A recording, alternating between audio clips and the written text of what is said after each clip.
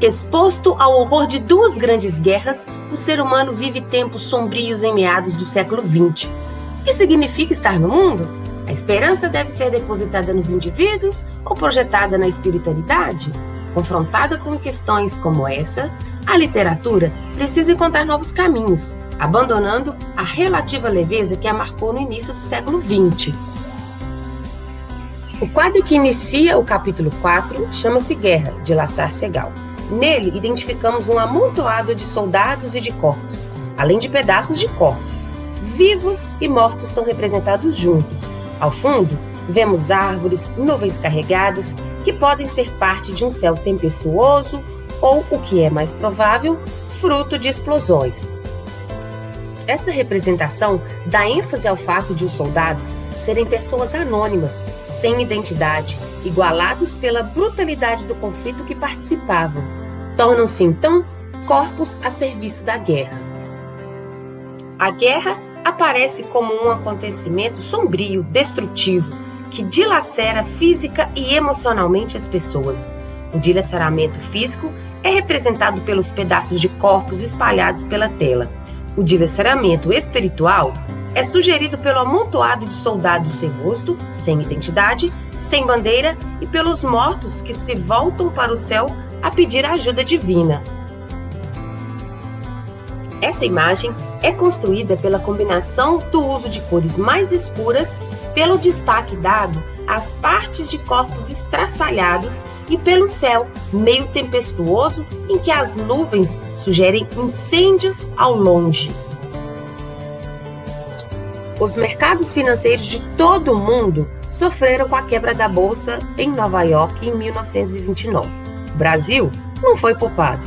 A diminuição do consumo de café no mercado mundial, provocado pela crise desencadeada pela quebra da bolsa, fez despencar o preço do café brasileiro no mercado internacional. A Revolução de 1930, movimento liderado por políticos e militares contra as oligarquias cafeeiras, que levou Getúlio Vargas ao poder, perdeu seu caráter provisório com a permanência do Getúlio no poder. Os paulistas, inconformados com a perda de poder político, desencadearam em 1932 a Revolução Constitucionalista, mas foram logo derrotados. Com a nova Constituição em 1934, Vargas foi legitimado no poder. No ano seguinte, as esquerdas se uniram para formar a Aliança Nacional Libertadora. Sentindo-se ameaçado, Getúlio conseguiu a aprovação de uma lei de segurança nacional e começou a perseguir os manifestantes de esquerda.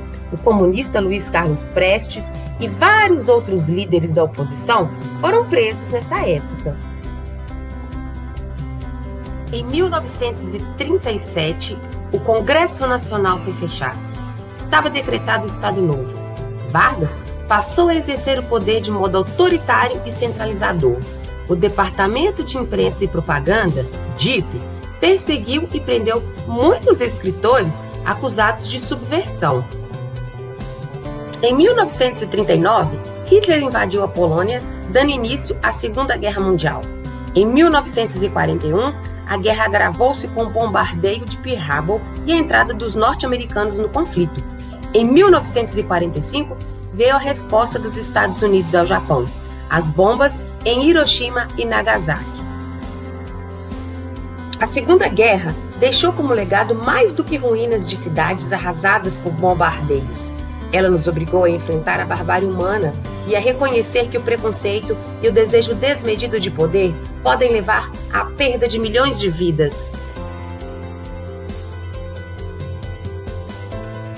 Estava criado o contexto para que a arte assumisse uma perspectiva mais intimista e procurasse respostas para as muitas dúvidas existenciais desencadeadas por todo esse cenário de horror e de destruição.